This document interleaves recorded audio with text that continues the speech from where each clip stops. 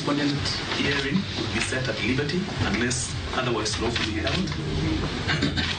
Furthermore, the first respondent will be remanded awaiting his arraignment before the High Court. Obila Lindsay Baraza Musinde koridhi yale wi nek mar Boniface Kariuki kobila machielo to doweyo thuolo. Doho olero ni ng'eto manyoro e wi ageng'a mag apaya en mana mar kinde kidwaro nobila mondo ochiw notis kapok gidino apaya moramora. Ji onge gi information, yudhegi onge gi information mondo ging'e ratiro margi kaka ginyalo geng'o yemo yugi gi sexual gender based violence kod HIV. Kaunti ma Homa Bay medo yuo twak kod rowere e geng'o landruok mar kute mag ayaki, geng'o yemo hiu kaachiel kod lwenje mag kit chwech.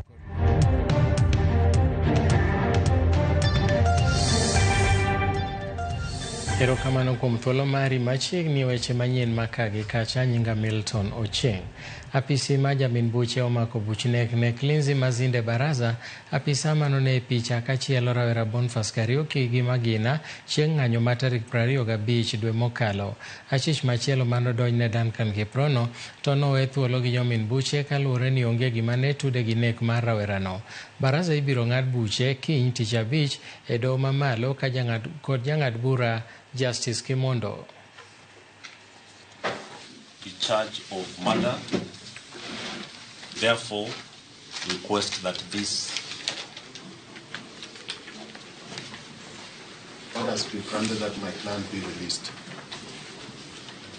In order for instatement his previous position. That's okay. Your Honor, on our side, safe to say that we should disapply. Following the information by the DPP, so the second respondent hearing will be set at liberty unless otherwise lawfully held. Furthermore, the first respondent will be remanded awaiting his arraignment before the High Court to face the murder charges that have been preferred by the DPP. So I hereby mark this file closed. Doma pacho ka oyango ni ng'eto mane gigolo nyoro makumo obila e keto rageng'e apaya e kinde ng'anyo ok en gino mosiko to mana kinde ma nyaka tiek winjo burano. Burano nochwali e doho kod Katiba Institute kane giwacho ni roadblock go norocho wuoth kaluwore ni obila ne ok ochiwo notis moromo ne jopiny. Ng'eto manochiw ge doho mamalo no ne ok okumo gai mar obila Dino Apeini, mak mana ni ne dwarore mondo mi ochiw notis moromo motelo ne timo kamano mar miyo jopiny thuolo mar chano wuoth e yo makare.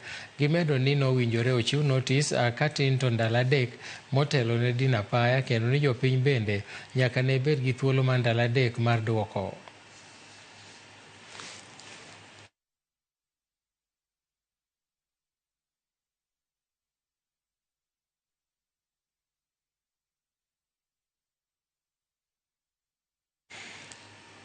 Jatend din Jo-Salam e pacho ka Sheikh Abdul Halim Hussein Athman owito ngimane otieno ma piny orugodo kawuono e boma ma Mombasa.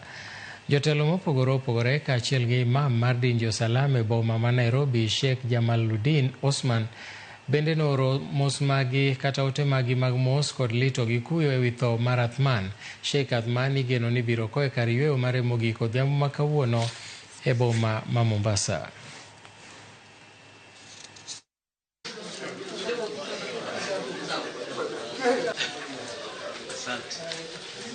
Kwa ujumla, popote mlipo, yetu Rishad Amana, Mheshimiwa Rishad Amana, na akaja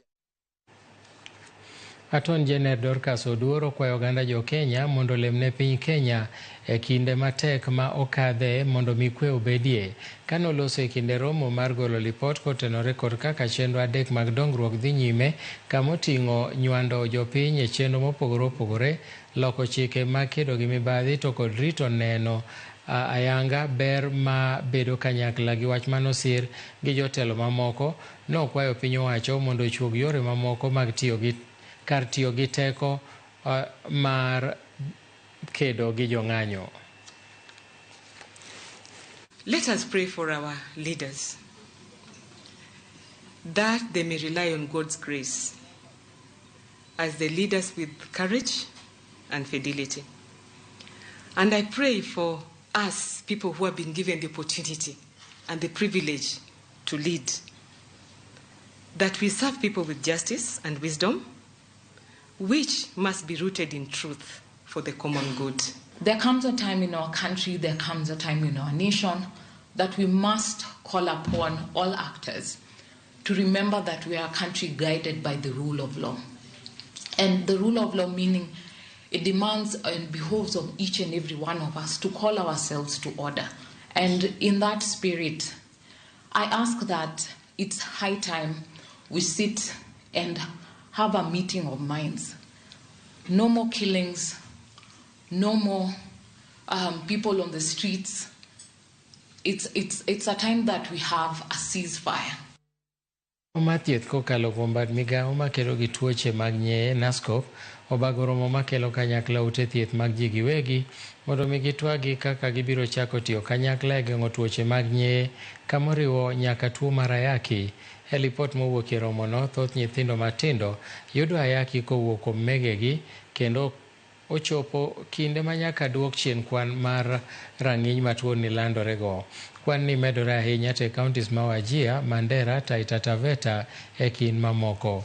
Yangore ni thoth ute mag thieth mag ji giwegi ok tim nonro bang' nyuol mar mine, gino maweyo fuok e thieth ne nyithindo. For the infants, children, adolescents.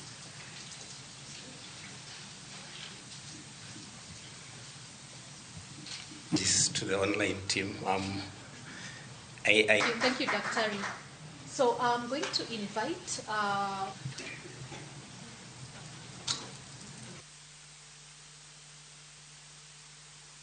95% of the estimated people living with HIV are aware of their HIV status. However, only 85% of the estimated people living with HIV are on ART. Where we are not doing so well is in terms of viral suppression, and we know what that means. If our PLHIVs are not suppressed, then chances of transmission is greatly. Miweyo muonyo yath cha, okiwe muonyo ne ng'ato, be okiwe muonyo ne nyithindi, iwe muonyo ne dendi in iwuon. To be giranga ne jomose dak ka muonyo yien. Giranga ni story gisedak marom nadi, nitie jomosedak higni 30, nitie jomosedak higni 40, gidhi mbele. Ang'o ma gisebet ka gitimo? Gisebet ka giluwo religiously muonyo yath mok giwe. 2015 ne wan at 16.8. To piny mangima dwani wadhi wabedi below 5% and below 3%.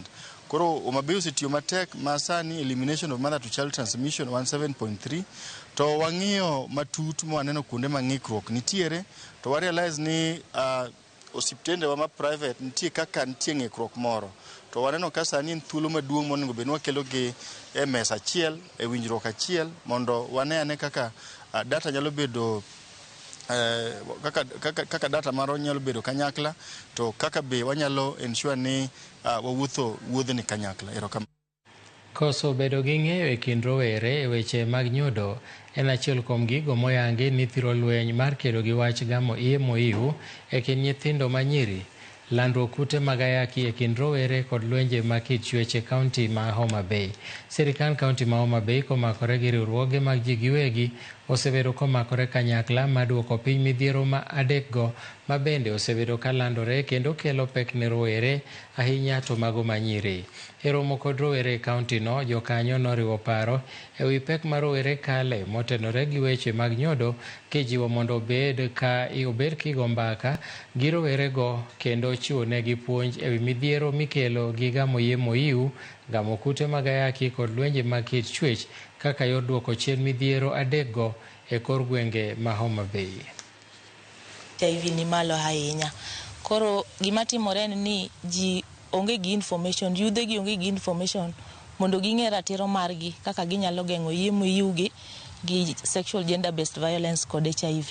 Koro wan kaka migao watemo create awareness ne communities. Gima daher mar jiwo en ni wan kaka migao watem miyo nyithindo gieki support mondo kik gibed gi luoro mar yudo services gieki bang' yudo information, nikech kimiyo ng'ato information to konyal access service yudo ka pod ntiere discrepancy moro kanyo ero. Koro wakwayo ni nyithindo manyiri kachiel gi mawuoyi kik wabed gi luoro, wawuoguru oko ni mar wang'e ni magi gin ratichwa, wakeduru ne ratichwa mondo wageng' iye mag ohiu kaachiel gi weche mag lwenje mag udi kaluwore gi weche mag nyodo. Youth ma chuo wayudo ni nitiere ratichwa ma osebed kirocho to waluor mondo wanyal dhi yudo konyruok oko. Koro ajiwo yudhe ma chuo ni ka wakadhe okenge moroch ratichwa to wanyal wuok mondo wayud konyruok kaachiel gi resruok, nikech ka waling' e udi to wadhi fwenyo ni wanyalo hinyore.